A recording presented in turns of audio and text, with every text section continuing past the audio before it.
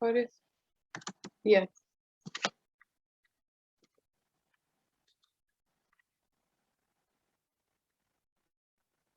Voy a esperar un poquito porque somos muy pocos. No sé si no estaba claro que se conectaban con mi link.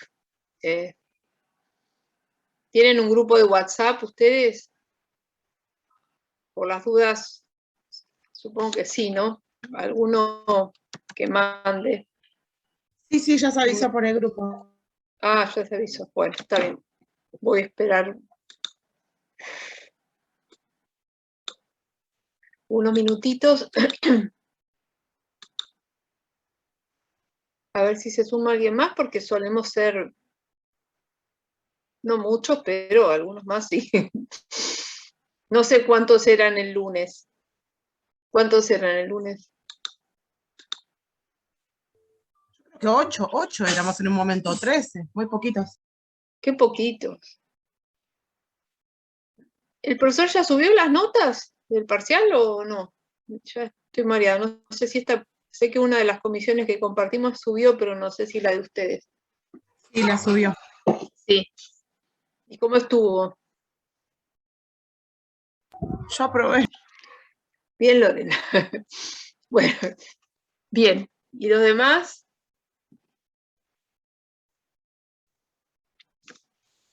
Silencio.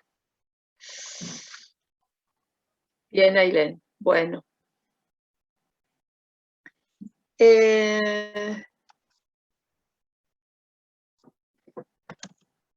Bueno, en realidad la última clase que nosotros sí tuvimos, habíamos sido bastantes más. Lo que pasa que, claro, el 11, que fue feriado, eso fue el 4 de octubre que nos vimos. Bueno, nada, espero 2 minutos más y arrancamos.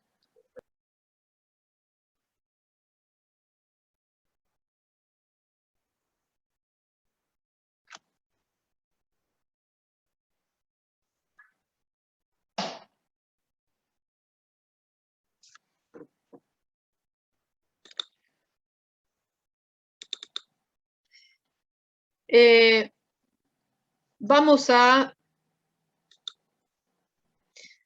revisar esto, que es lo que habíamos visto en la última clase. ¿Se acuerdan que en la última clase habíamos estado viendo la modulación, ¿no? Por ejemplo, habíamos visto los diferentes tipos de modulación que se podían utilizar para transformar una señal digital en una onda, y gracias a esa onda poder transmitir los ceros y los unos, que era lo que hacía el módem. Habíamos visto la modulación por frecuencia, por amplitud y por cambio de fase. Pues habíamos hablado un poco del concepto de ancho de banda y de velocidad de transmisión, de cuáles eran los elementos que podían condicionar o afectar la velocidad de transmisión. Y por último habíamos hecho una enumeración de cuáles son los elementos que van a formar una red. Cualquier red informática dijimos que va a estar formada por nodos, medios de transmisión, dispositivos de comunicación o circuitos y equipos específicos, depende de la bibliografía, uno lo puede encontrar de una manera u otra, y los protocolos. Dijimos que de los nodos ya habíamos hablado en general cuando vimos el hardware y el software, y que ahora íbamos a hablar de los medios de transmisión. En ese contexto, hicimos esta primera clasificación de los medios de transmisión en los que son guiados y los que son no guiados. Y habíamos terminado hablando del cable telefónico. Del único que hablamos fue del cable telefónico. Que dijimos que el cable telefónico es el primer cable que se utilizó en una red, que básicamente los cables, el más común es este que se llama UTP, que tiene cables trenzados, o sea, trenzados de a pares, por eso se llama cable de par, prensado, y que este que veíamos acá es el que se suele llamar cable Ethernet o UTP. Y que después teníamos otro que venía con una protección contra las interferencias, y este tercero que venía con dos protecciones contra las interferencias. Bien, vamos a pasar a hablar del cable coaxial. El cable coaxial también va a transportar, igual que el cable de pares, señales eléctricas. Igual que el cable de pares, el cable es de cobre. El centro de este cable es de cobre, justamente porque el cobre es un muy buen conductor de la electricidad. Este cable va a tener dos conductores que son concéntricos. Este que tenemos acá, el centro que vemos acá, y por otro lado tenemos esta malla que funciona como una protección aislante. Esta malla o blindaje la va a proteger de las interferencias, y también tiene una parte, un aislante que es de un material que parece plástico, que básicamente es un aislante que no va a permitir que pasen los impulsos eléctricos. Este tipo de cableado se utiliza en redes de lo que se llama banda ancha. Es el cable que tradicionalmente usaba nuestro proveedor de cable. Cuando empezó la televisión por cable, capaz que algunos son muy jóvenes, pero antes la televisión venía por el aire, había unas antenas que uno ponía arriba de la casa y captaba las señales en forma inalámbrica. Bueno, después empezó a venir la televisión a través del cable. Y el cable justamente es este, el cable coaxial.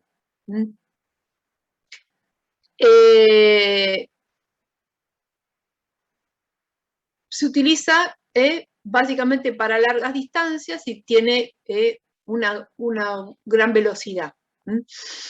Acá yo les puse, porque así figuraba en la bibliografía, que tiene hasta 200 megabits por segundo, pero estas medidas son relativas, porque los cables van cambiando y porque hay distintos tipos de cables coaxial.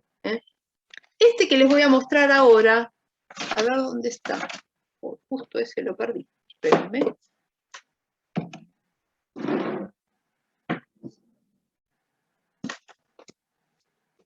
Bueno. Bueno. Este que les estaba mostrando acá, posiblemente, si ustedes tienen televisión por cable, este cable es el que llega a su televisor, que tiene un conector cilíndrico que se enrosca. Este es el cable coaxial. Pero este que tengo acá, fíjense la diferencia de grosor, también es un cable coaxial. Fíjense que se los voy a poner acá, a ver si llega a ver, más o menos. Creo que esta luz está molestando, a ver. Ahí se nota mejor. Ven que tiene un centro de metal. Acá tiene un centro de metal. Acá está este aislante. Y acá hay otra parte metálica que funciona también como aislante, como blindaje. Este cable es un cable que suelen usar los proveedores de cable y de internet en la calle. Con lo cual, el ancho de banda de este cable no es lo mismo que este. Entonces, depende del cable, va a ser la velocidad que va a poder transmitir. Pero básicamente el cable coaxial, ¿para qué se utiliza? Para redes de área amplia, de alta velocidad, y una de las ventajas que tiene es que tiene muy pocas interferencias. Bien. El último medio de transmisión guiado que vamos a ver, o en realidad que hay, es la fibra óptica. A diferencia de los anteriores, como esta es óptica, lo que vamos a saber es que lo que transmite no es electricidad, sino son ondas luminosas. ¿Sí?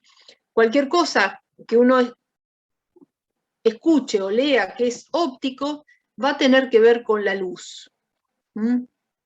¿Vieron cuando vimos los códigos de barra? Los códigos de barra es un método de ingreso de información que trabaja en forma óptica, porque se lee el reflejo de una luz sobre el código. O los discos, los DVD, los CD y demás, también son discos ópticos justamente porque hay una luz que se refleja sobre la superficie del disco y lo que se lee es ese reflejo. Bien, la fibra óptica es un cable que va a transmitir ondas luminosas. Es un cable que normalmente es de un material que se llama sílice o plástico, que lo que va a hacer es transmitir impulsos luminosos emitidos por un láser o a veces por un LED. Hay muchos tipos de cables de fibra óptica, pero una fibra óptica es esto que les voy a mostrar acá. Fíjense, a ver si se llega a ver. Ahí. Este cablecito, no sé si llega a ver ahí, que son súper finitos. Bueno, este es un cable de fibra óptica que adentro tiene 5.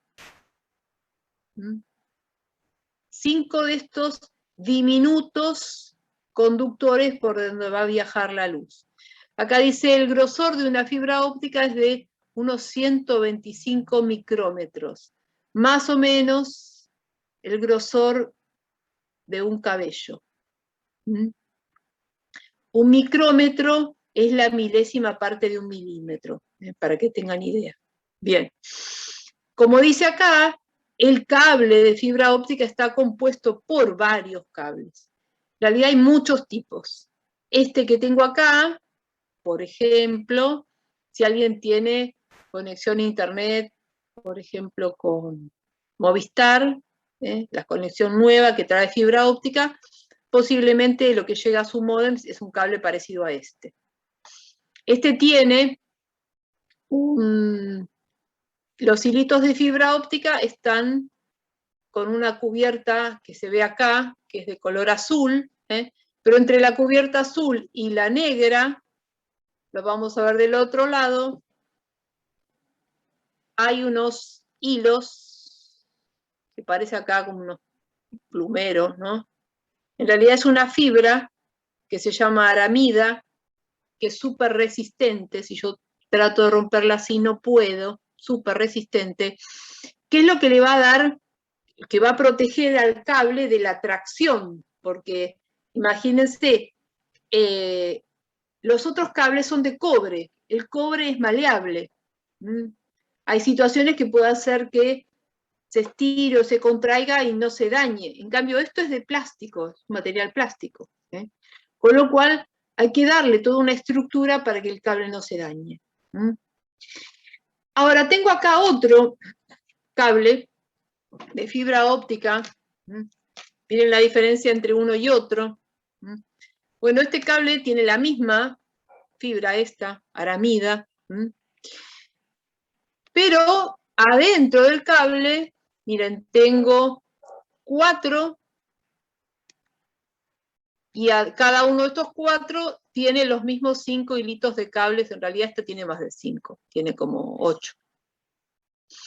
Y además tiene estos plásticos que en realidad viene todo metido acá, haciendo como un tramado para que el cable no se dañe. Y si lo quiero doblar, es dificilísimo. Este cable posiblemente es el que usan los proveedores de internet que nos traen a través de la fibra óptica en la calle, ¿no? Entonces podríamos imaginar que este viene en la calle y la derivación que sale para la casa de los clientes es uno más finito de este estilo. Bien, hay distintos tipos de cable de fibra óptica. Vamos a ver ahora un video para ver otros cables de fibra óptica que son los que viajan por debajo del océano.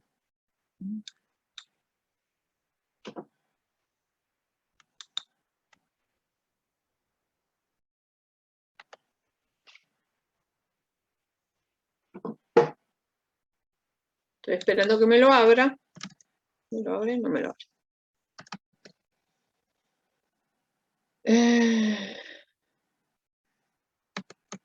Bueno, en un par de minutos.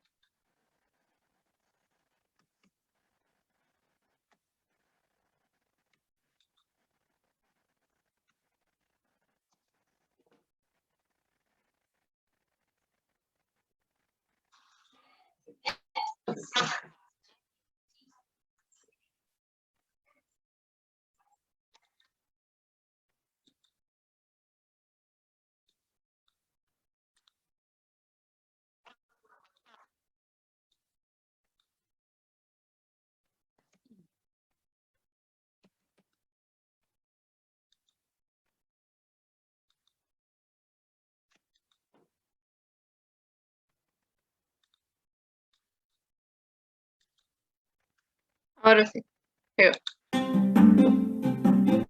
Cuando nos conectamos a Internet, cosa que pasa casi todo el tiempo, no solemos pensar en toda la ingeniería que existe detrás. Nos comunicamos en segundos con cualquier lugar del mundo y probablemente pensemos que toda la información circula por el aire o por satélites. Pero esto no es así. Hay 1 millón de kilómetros de cables submarinos que hacen que podamos usar Internet. ¿Cómo funciona esta tecnología? Antes de averiguarlo, no te olvides de suscribirte a nuestro canal y de activar las notificaciones. El 97% de la información que circula por Internet lo hace mediante cables submarinos que cruzan los océanos de una punta a la otra del mundo. Es decir, la tecnología satelital es marginal y sirve simplemente para lugares que están realmente muy aislados. Esto se debe a que la distancia recorrida es mucho menor.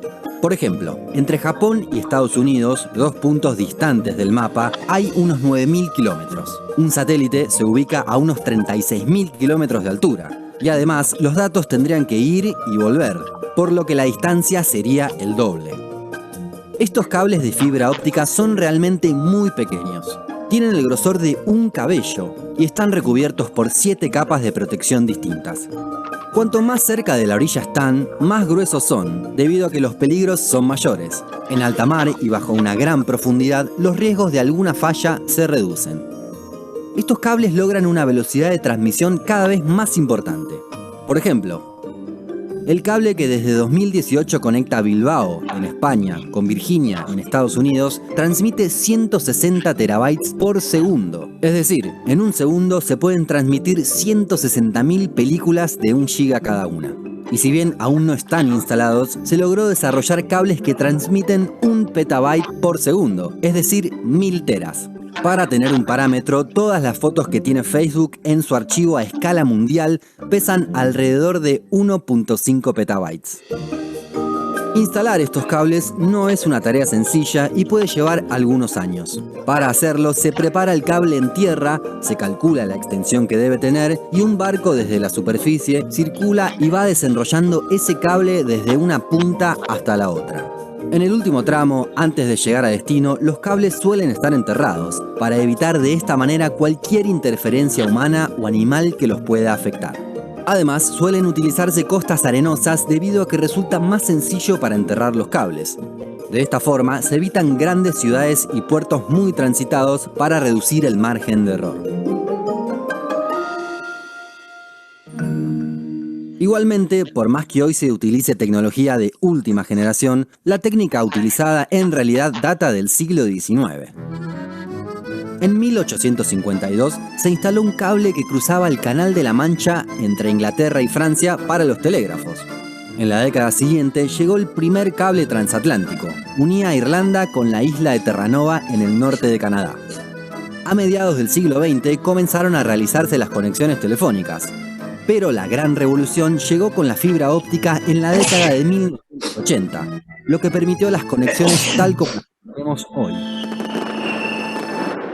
Actualmente hay 437 cables submarinos entre los que ya están instalados y los proyectados, según el sitio submarinecablemap.com. Allí se puede ver el estado de la red actual y notar algunas particularidades. Por ejemplo, el mayor tráfico de cables se encuentra entre Europa y América del Norte por medio del Atlántico. Aunque algo similar sucede entre la costa oeste de Estados Unidos con Japón. De hecho, entre el sudeste asiático y Japón se encuentra una de las zonas más desarrolladas. A nivel internacional, es llamativo que se respeten las históricas rutas comerciales. Por ejemplo, desde el Mediterráneo se cruza el Canal de Suez de forma subterránea para conectar Europa con Medio Oriente, India y el Lejano Oriente.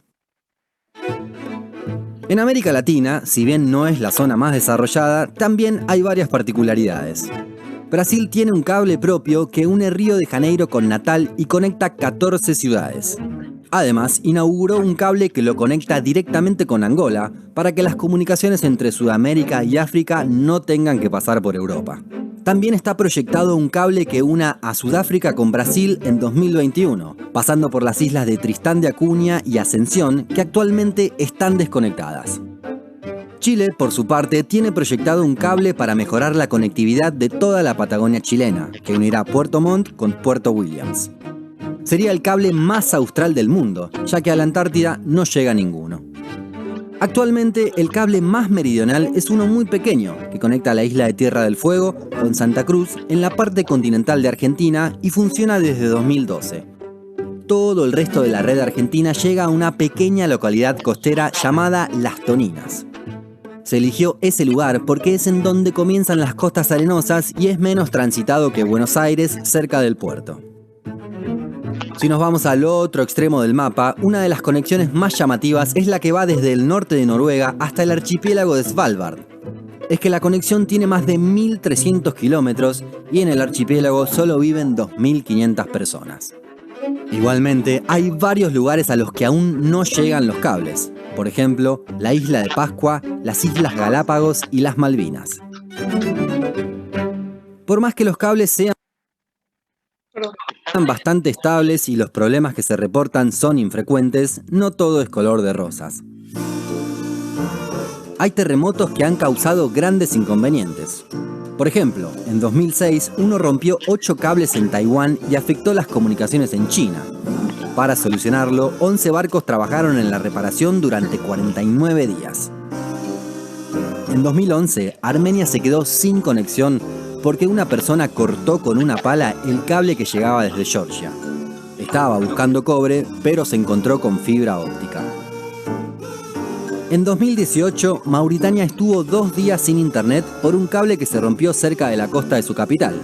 También se quedaron sin internet Sierra Leona, Liberia, Guinea-Bissau, Guinea y Gambia, aunque el corte les duró menos. En enero de 2019, una tormenta magnética y un rayo dejaron a Tonga sin internet. Este país recibe el cable desde Fiji y de un día para el otro quedó desconectado del mundo, a merced de una red satelital muy básica. No se podía ni usar tarjeta de crédito y se especulaba que los arreglos podrían llevar 3 semanas. ¿Sabías que Internet depende de estos cables? ¿Qué harías si se corta el de tu país y te quedás 3 semanas sin conexión? Déjanos tu comentario más abajo.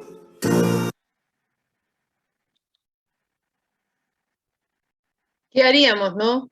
Bueno, ¿sabían que la conexión de Internet nuestra con el resto del mundo salía por las Toninas? No, yo pensé que era todo satélite, yo pensé que era todo satelital. Lo único que lo habíamos visto en Lost se veía un cable como tipo de comunicación que salía de abajo del mar y dije, bueno, esto debe ser de la serie, pero no, es así. No, es así, sí. ¿Alguien iba a decir algo más? Bueno, alguien se cortó. Bueno, no, en realidad la enorme velocidad a la que funciona Internet justamente tiene que ver con estos cables de fibra óptica. Hoy en día, las velocidades que se han logrado usando la fibra óptica llegan a la mitad de la velocidad de la luz. Seguramente ustedes saben que la luz es de las cosas más rápidas, y cuando hablamos, por ejemplo, no sé, que tal estrella o tal galaxia está a tantos años luz, es la distancia que puede recorrer la luz, ¿no? En un año, por ejemplo. ¿Sí? Bueno, la luz es lo más rápido que nosotros que podemos registrar. Bien. Hoy en día, usando estos cables, que obviamente no es lo mismo que la luz viaje por el vacío, usando estos cables se ha logrado la mitad de la velocidad de la luz. Si no, ¿cómo entienden? Para que ustedes tengan una idea, nosotros estamos conectados a través de un servidor de Zoom. ¿Saben dónde está el servidor de Zoom con el cual estamos conectados? Usted lo dijo en una clase en Estados Unidos. Claro, está en Estados Unidos. Y entonces, ¿cómo es que estamos hablando y parece que estamos, ¿no?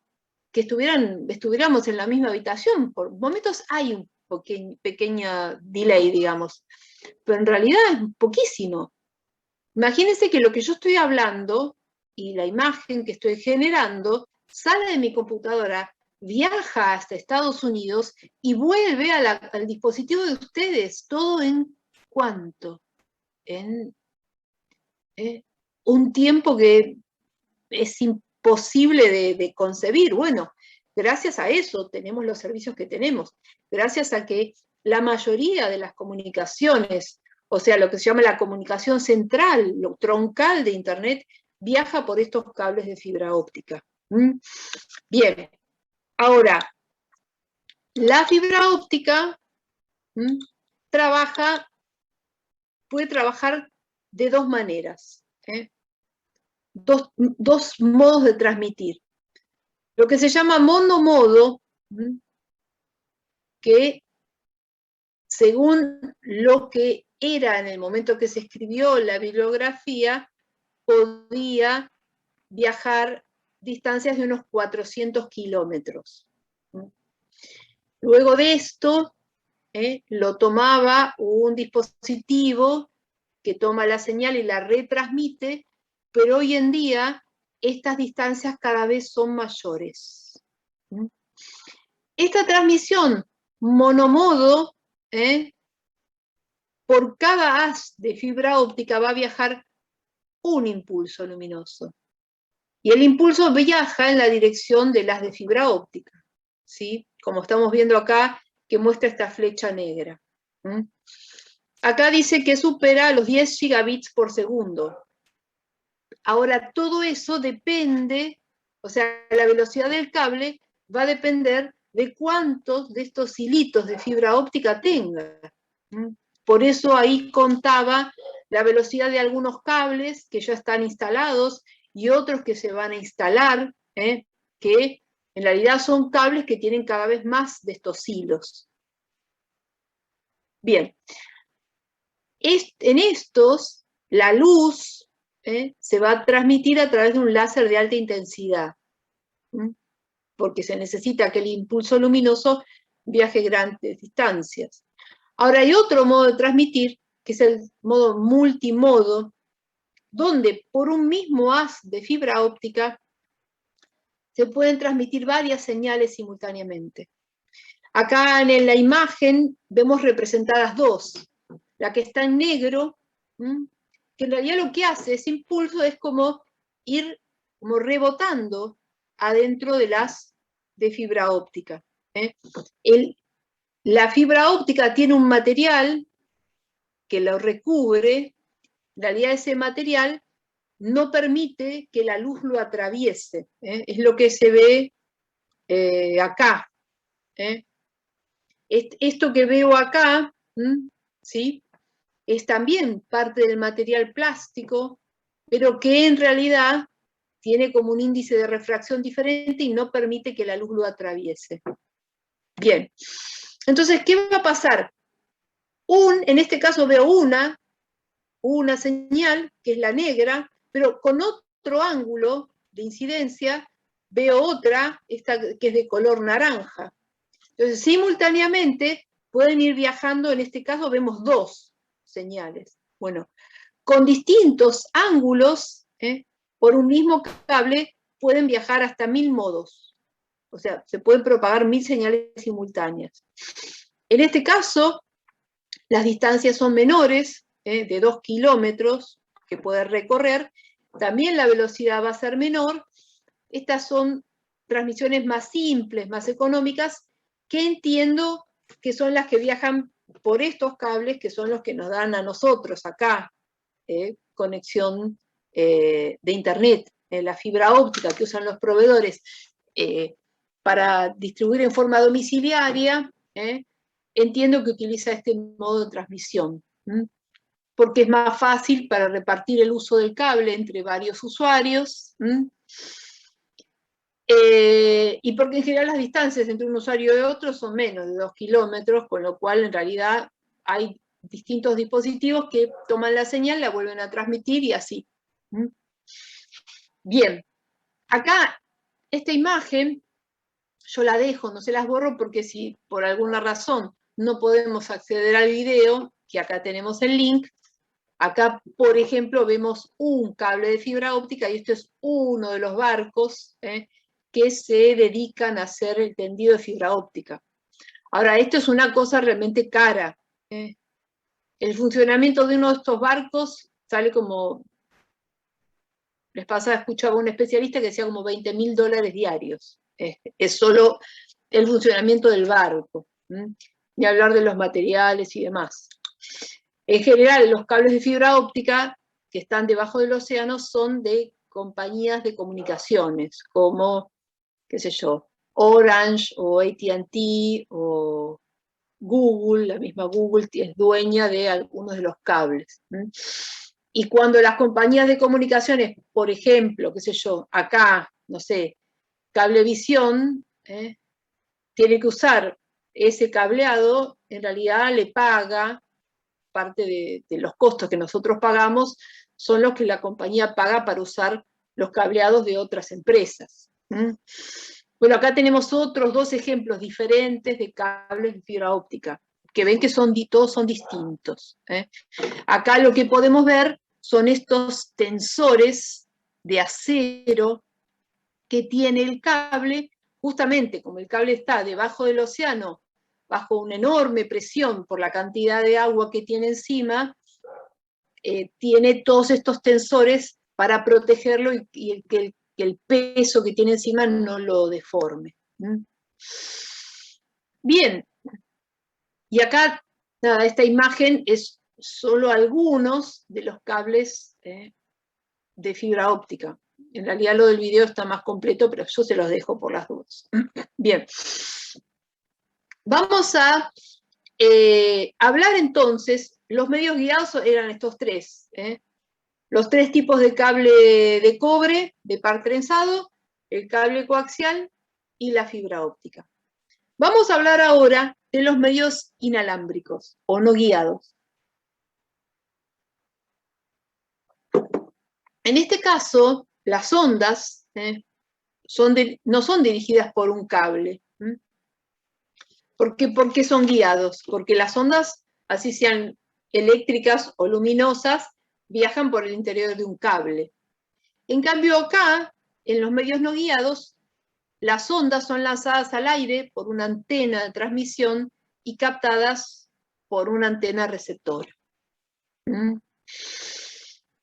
El medio que se va a utilizar para transmitir son ondas electromagnéticas, así como habíamos visto cómo el módem transformaba las ondas eléctricas, la última clase. Bueno, acá las ondas que se van a usar van a ser ondas electromagnéticas y van a sufrir el mismo tipo de transformaciones que veíamos con las ondas eléctricas.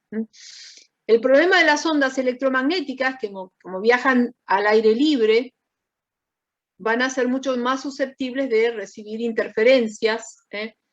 Las interferencias son originadas por otras ondas, por ruidos.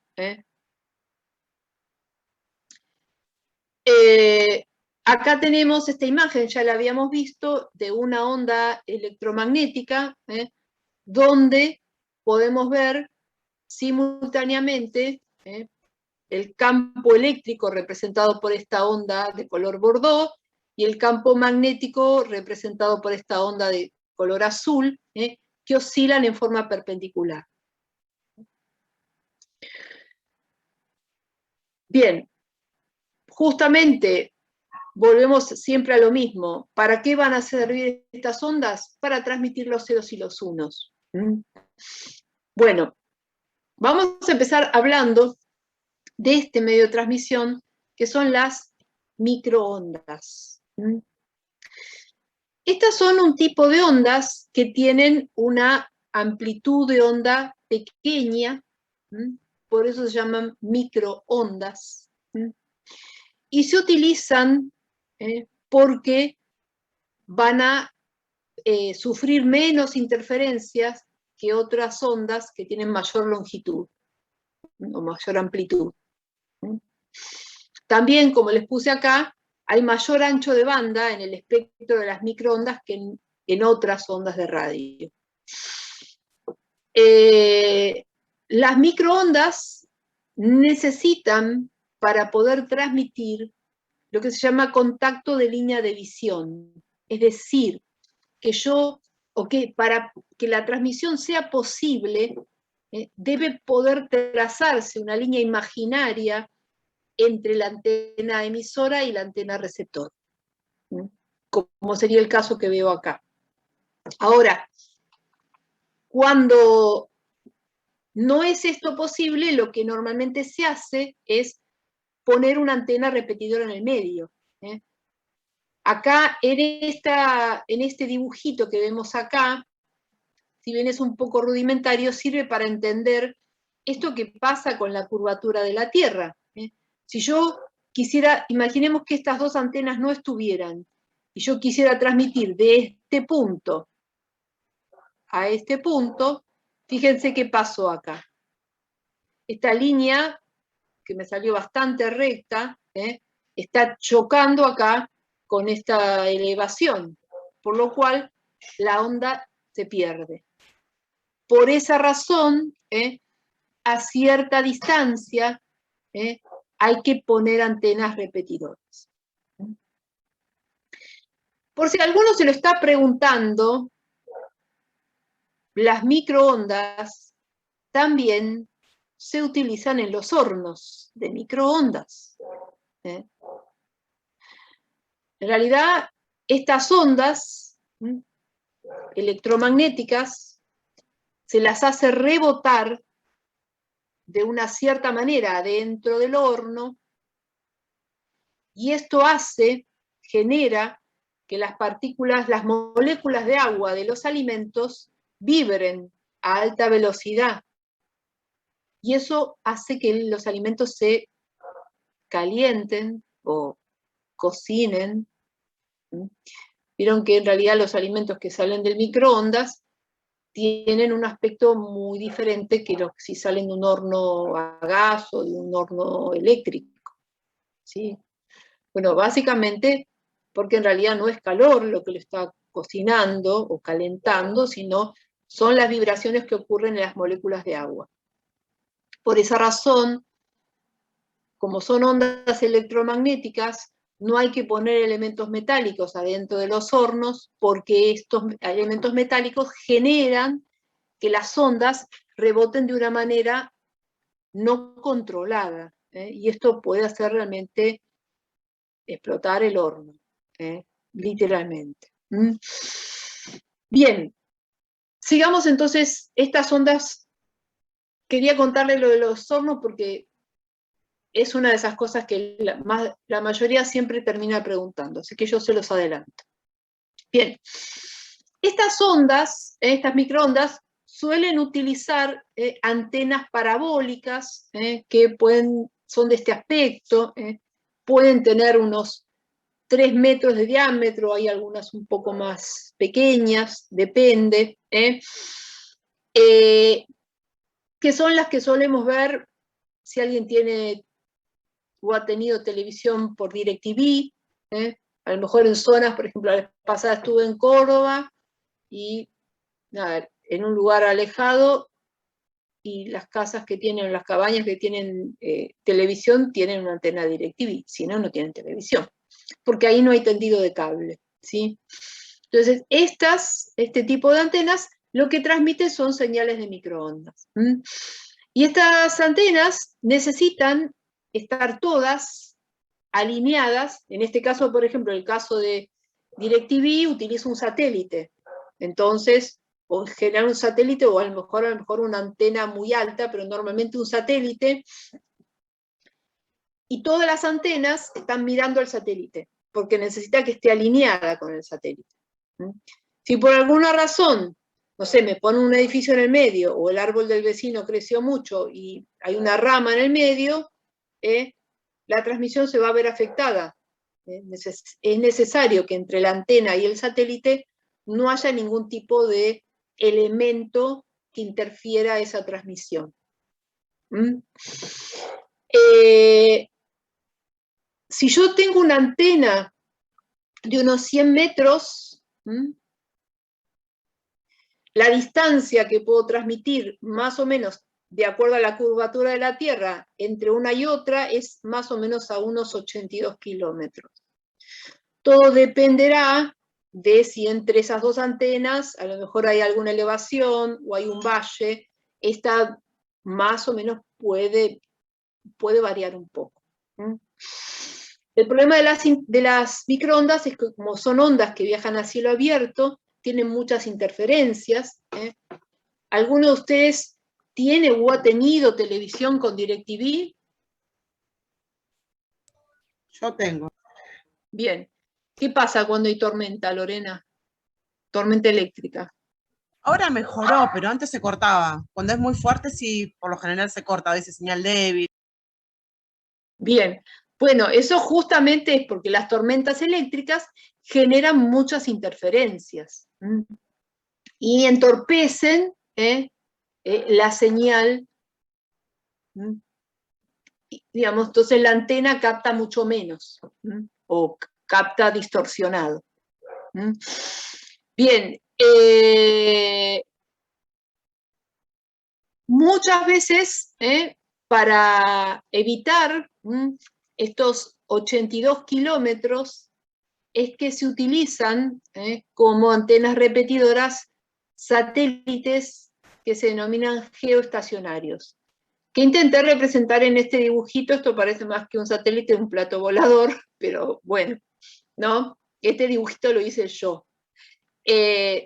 Acá intenté representar como si fuera América y esto, no sé, qué sé yo, África o algo así. Y yo quiero transmitir de este punto a este, es imposible si yo no utilizo un satélite.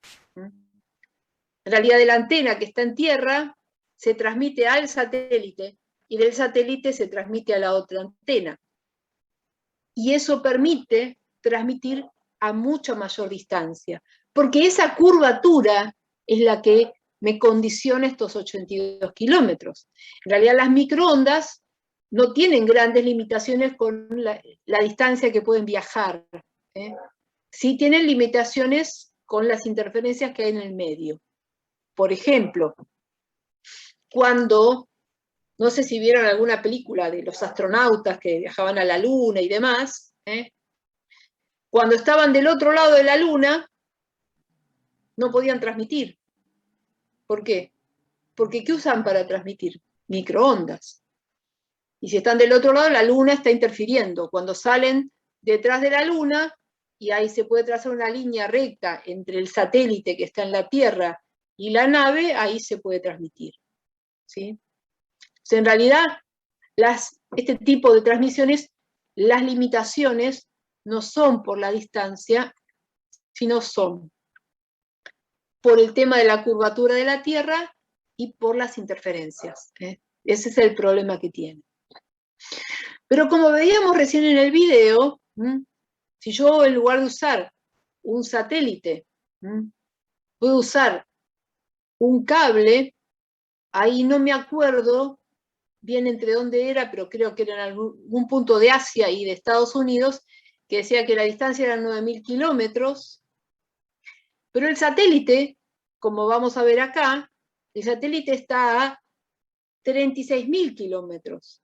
Entonces, si yo tengo que transmitir vía satélite, tiene que viajar de una antena al satélite 36.000 kilómetros y del satélite a la otra antena otros 36.000 kilómetros.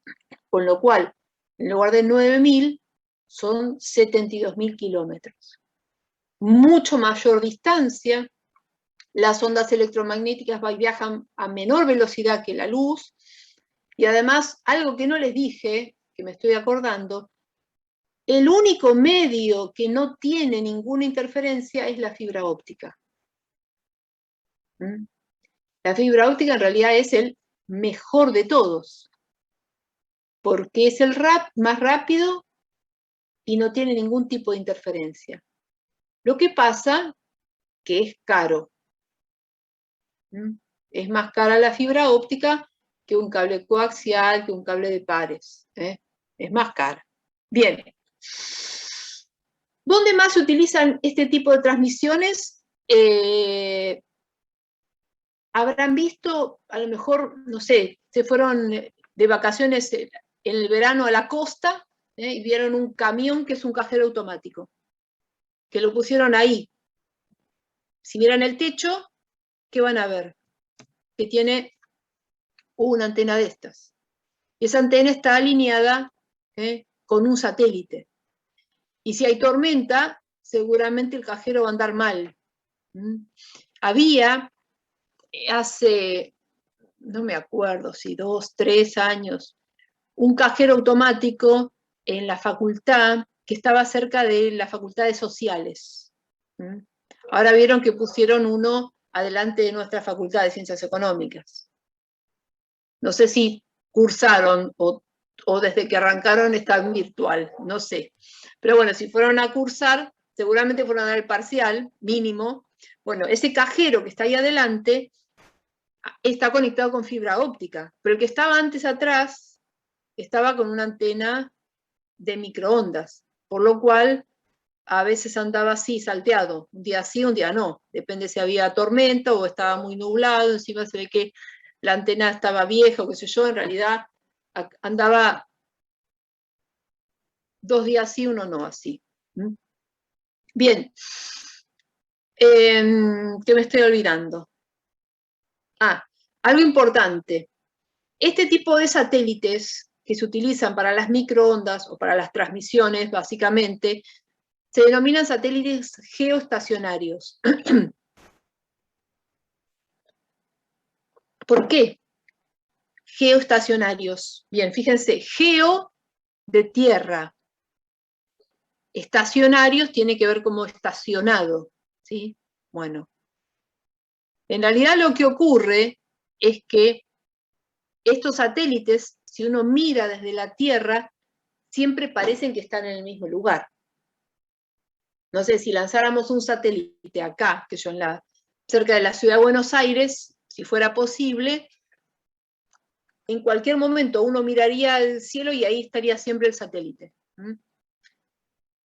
Todos sabemos que la Tierra gira sobre su eje. Bueno, en la medida que la Tierra va girando, el satélite va haciendo una órbita alrededor de la Tierra, de modo tal que siempre aparece en el mismo lugar.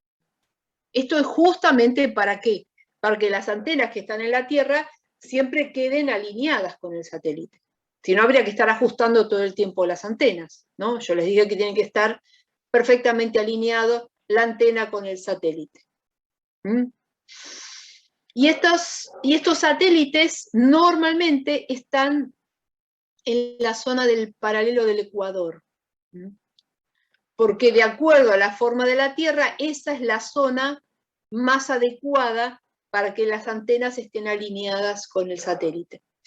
Por eso hace unos años, cuando se lanzó el satélite de comunicaciones ARSAT-2, se fue a lanzar a Guyana. No sé, ese satélite, ya no sé, pero en su momento era argentino, ahora la verdad que no tengo muy claro. Sé que alguno se vendió o algo así, pero bueno, ese satélite era nuestro en ese momento y se fue a lanzar a Guyana. ¿Por qué? Porque es en ese lugar, en la zona esa del paralelo del Ecuador, donde es adecuado que estén los satélites de comunicación. Bien, ¿alguna pregunta?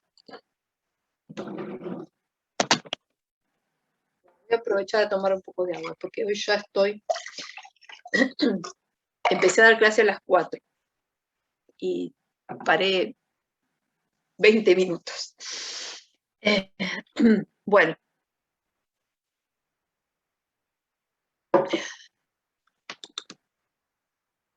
Bueno, vamos a hablar de este, que seguramente es el que ustedes más han escuchado nombrar, el Wi-Fi. El Wi-Fi, en realidad, es un nombre comercial que se le da a un tipo de tecnología que utiliza ondas de radio para transmitir, en general, a cortas distancias.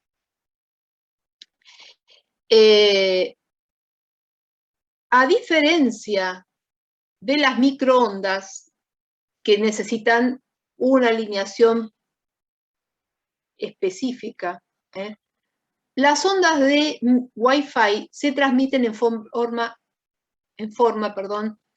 omnidireccional.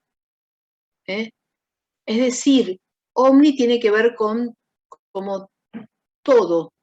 No sé, por ejemplo, otras palabras que empiezan con omni, qué sé yo, no sé, omnipotente. O sea, una persona que es omnipotente es alguien que cree que puede hacer todo. Bueno, omnidireccional es en todas las direcciones. Y si ustedes lo piensan, seguramente muchas veces se conectaron a una señal de Wi-Fi sin tener la más remota idea de dónde estaba el modem router, que es el que está emitiendo esas ondas de Wi-Fi, ¿no? ¿Cuántas veces? O cuántas veces agarraron su teléfono y cuando van a ver, tiene las conexiones de ustedes y de 6 o 7 vecinos más. Ni saben cuál es el vecino, en qué casa, en qué departamento. No tenemos ni idea. Bien, justamente por eso, porque el Wi-Fi se transmite en todas direcciones. Normalmente se utiliza para armar pequeñas redes inalámbricas, un tipo de red que vamos a denominar redes de tipo LAN, que vamos a ver un poquito más adelante, posiblemente la semana que viene. Una red LAN, la L de LAN viene de local. Es una red local, o sea que ocupa un edificio, a lo mejor 2 edificios cercanos. Para eso, así funciona el Wi-Fi.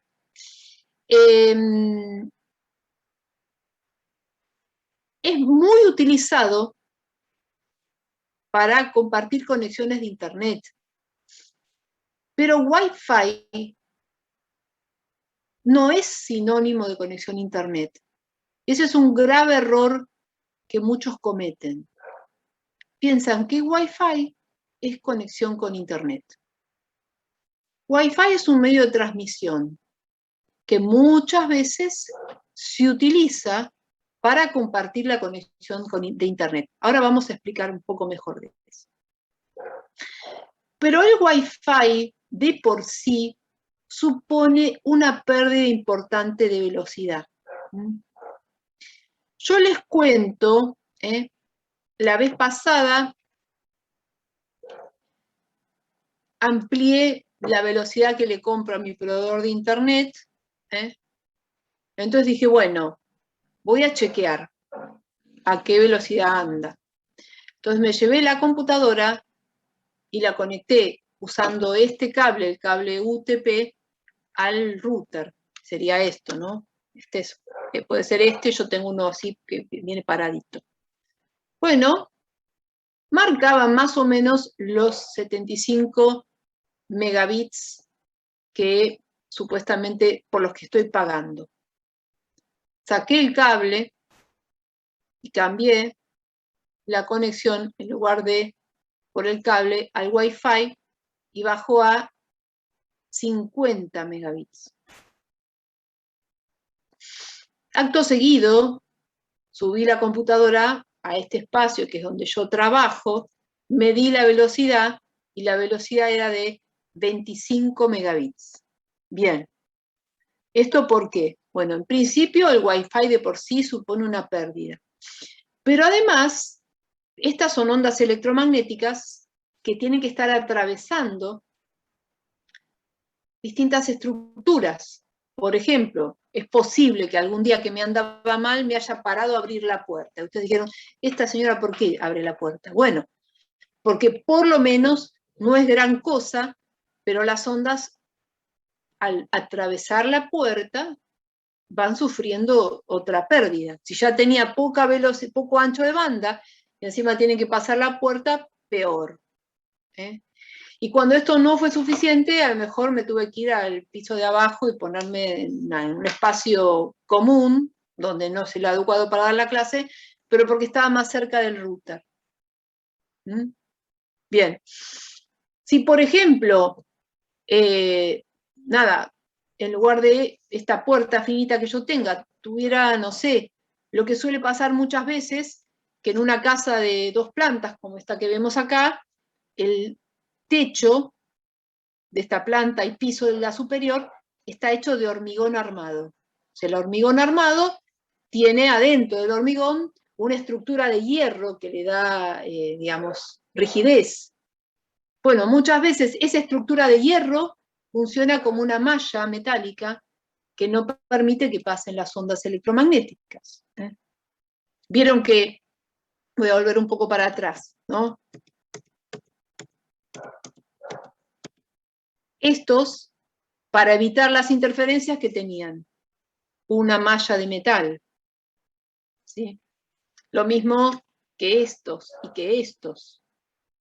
O sea, para evitar que entren otras ondas electromagnéticas. Bueno, dentro del hormigón, el hierro que hay, muchas veces genera que las ondas no pasen.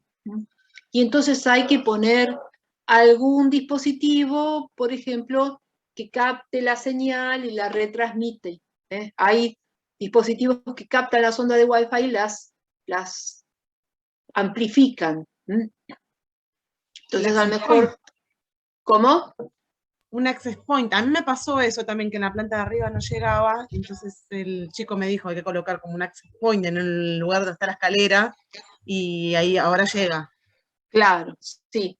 Vos lo pones en la escalera, que sería como, digamos, a mitad de distancia, entonces el router transmite ahí, y eso toma esa señal y la amplifica, y entonces eso ayuda a que la señal llegue arriba. Sí, claro. Tal cual. Bien.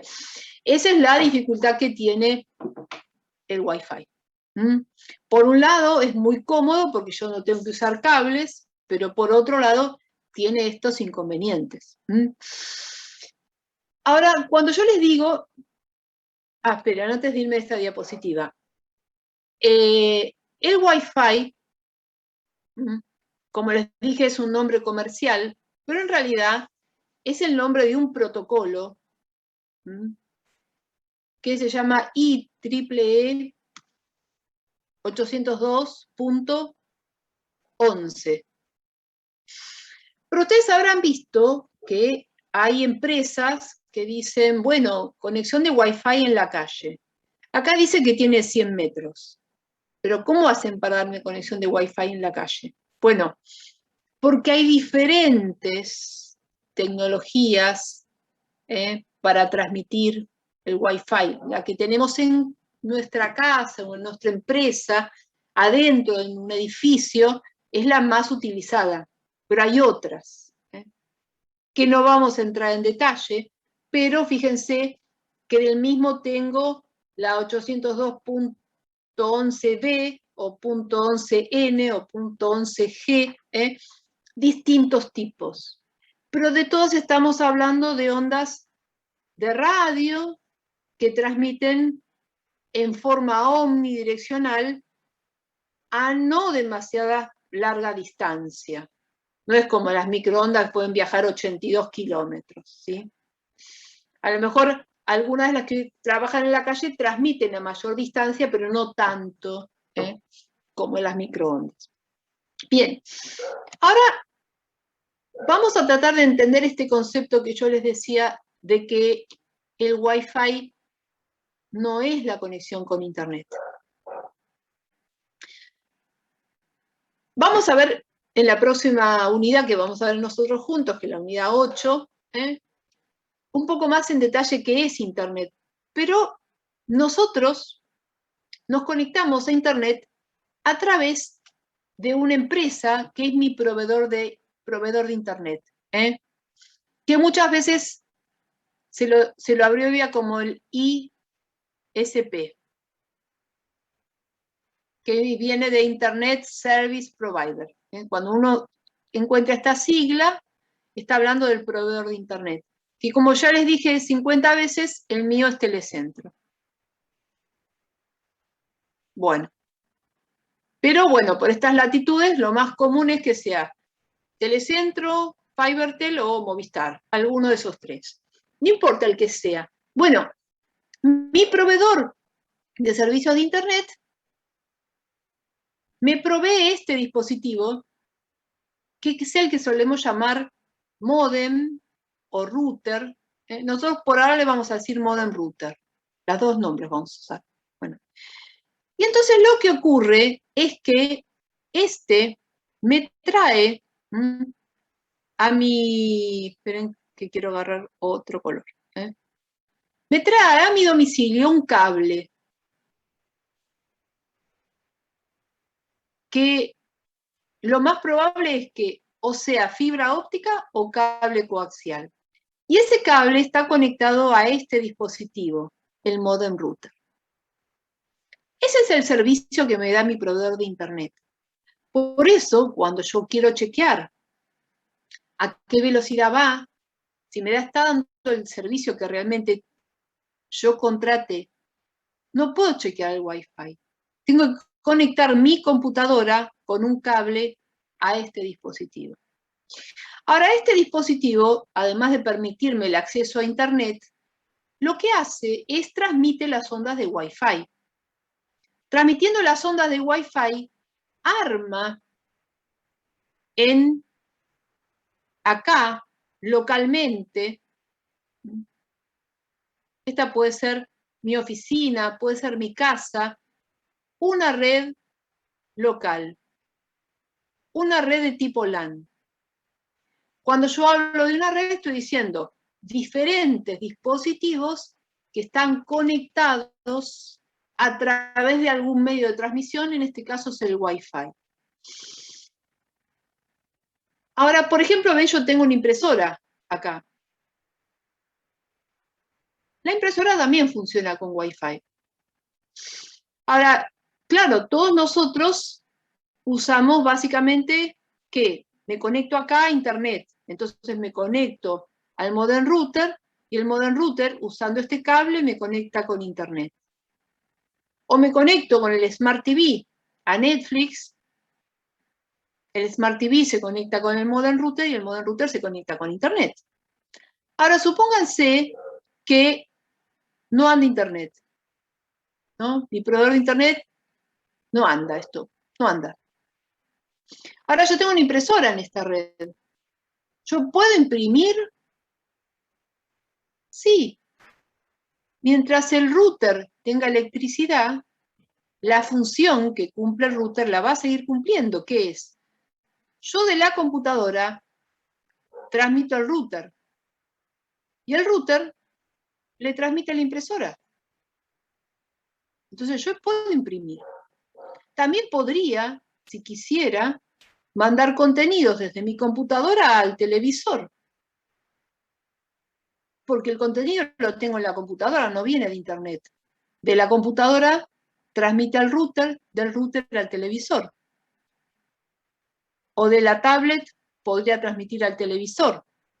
O del teléfono podría transmitir a la computadora o a la impresora. Lo que está haciendo el router es armando una pequeña red LAN. Acá. Porque este router es un router Wi-Fi. El router conecta usando el Wi-Fi un montón de dispositivos. Y además, el router me está conectando con otra red, con la red de mi proveedor de Internet. A su vez, mi proveedor de Internet está conectado con otras redes. Porque en realidad, Internet no es una red. Internet son muchas redes todas conectadas entre sí. Algo de lo que intenté representar acá. Esta es la red que yo intenté dibujar recién, que tengo en mi casa.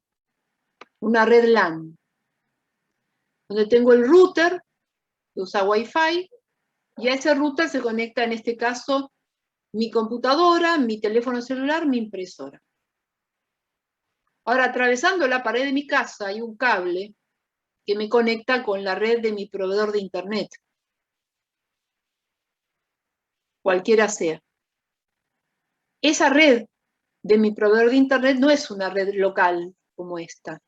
Es un tipo de red que se va a llamar WAN, porque es una red de área amplia, abarca una área enorme. Piensen, todos los usuarios del país que tienen cablevisión o FiberTel están unidos por la misma red. Están todos unidos a la misma red. Todos los usuarios del país que tienen Movistar están unidos a la misma red. Todos los usuarios del país que tienen Telecentro están unidos a la misma red. Esas tres redes que nombré son redes enormes que ocupan grandes distancias. Eso es una red WAN. Ahora, no sé, imagínense cualquiera de esos tres que nombré recién, que es mi proveedor de internet, es una red. Ahora esa red está conectada con otras redes de área amplia. Y una de esas redes es la que sale, un cable que conecta a la red que está en Estados Unidos. Capaz que este cachito que veo acá es el cable de fibra óptica que va hasta Estados Unidos. Acá tengo 1, 2, 3, 4, cientos de redes en todo el mundo, unas conectadas con otras.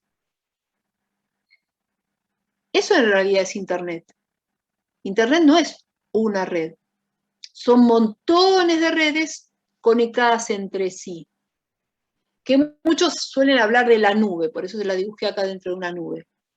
Y uno lo percibe como si fuera una única red, pero en realidad son un montón de redes que funcionan como una sola. Después vamos a ver cómo logran hacer eso. Entonces, ¿qué hace el router? Bueno, el router, que es un router Wi-Fi, me arma acá localmente una red que traté de delimitar con esta línea roja, y además me une, o sea, me conecta con la red de mi proveedor de internet. Esa es la función del router. Además de que, como es un módem, hace una transformación del tipo de las señales, que eso ya vimos la semana pasada. Por eso yo a ese dispositivo le digo módem router, porque está cumpliendo dos funciones. La de unir redes, además, en este caso es un router Wi-Fi, como es Wi-Fi, está armando una red inalámbrica, y además transforma las señales. Todo eso hace ese dispositivo que tenemos en casa. Entonces, es módem porque transforma señales, pero es un router porque está uniendo dos redes. Esta, que viene con un cable, es una red cableada, y esta que tengo acá, que arma el mismo router, es una red inalámbrica. ¿Preguntas?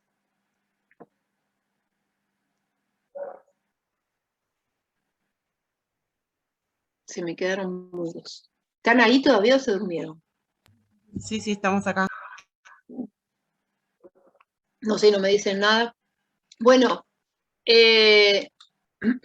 vamos a hacer un pequeño intervalo, unos, digamos, son y 42, digamos, hasta las 9, y después retomamos.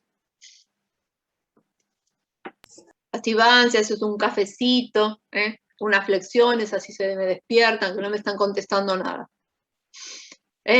Bueno, a las 9 nos vemos de vuelta.